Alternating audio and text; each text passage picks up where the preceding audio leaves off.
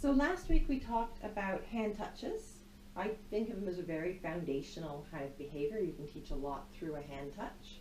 One of the first things you do with a hand touch is you really get your hand interesting if you don't have one.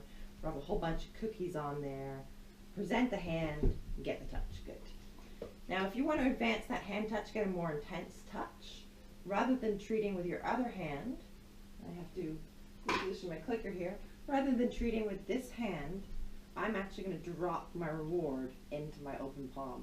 So this open palm becomes more of a reward to the dog. So I'm going to offer my hand, there's no word, I'm getting a whole bunch of lovely touches, and I'm going to drop the cookie in there.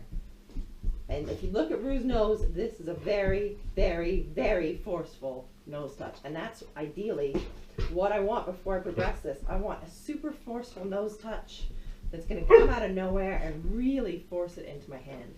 When I've got that forceful hand touch, then I can start motion with my hand touch, getting multiples with the same intensity, still feeding it that hand. Yes, good boy. Now with a nice hand touch, there's a couple of different behaviors you can train. You can use it to lure your dog into positions, asking him to come into heel, for a versatility rally when you change sides in front.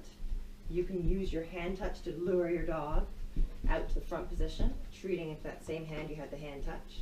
So back to heel, side, yes! He's learning his side crossing in front.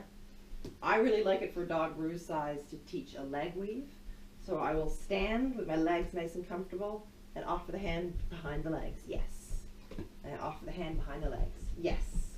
So he's following my hand rather than me having to lure him with a treat. You can also use it for a walking leg weave. Same idea. Holding the treat, offering your hand rather than luring with a treat. And then you can use that to build up to multiple leg weaves without having to use the treat. So just getting those hand touches, building up the leg weaves, treat at the end. Really, really simple. That's mostly what we're going to be working this week. You can also use hand touch.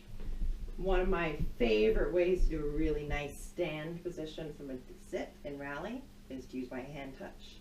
This I completely stole from Susan Garrett. So with my dog in a sit, I'm going to offer my hand here. He's going to come up and bop and land on his feet. I'll show you again. It's going to be a sit. Yes. And then adding that command to it when he's doing it reliably. Sit. Get in, please. Get in, please. Yes. Sit. Stand. Yes. And then fading out the hand. Sit. Stand. Yes. And he's never been marked down for bouncing, although he has caused a lot of laughter from judges. Thank you, Rue. It was so nice. Thank you. Yes, good boy. You can also use your hand touch, same way as the sit to stand, for doggy push-ups. Down. Stand. Good boy. Down. Stand. Good boy. Really helps them pop up out of that stand. Another great use for a hand touch.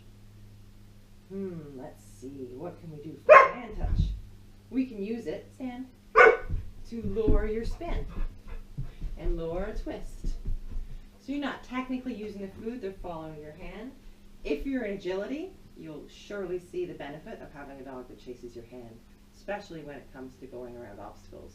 They're following your hand, following your body motion. Okay, Rue, thanks very much. Great.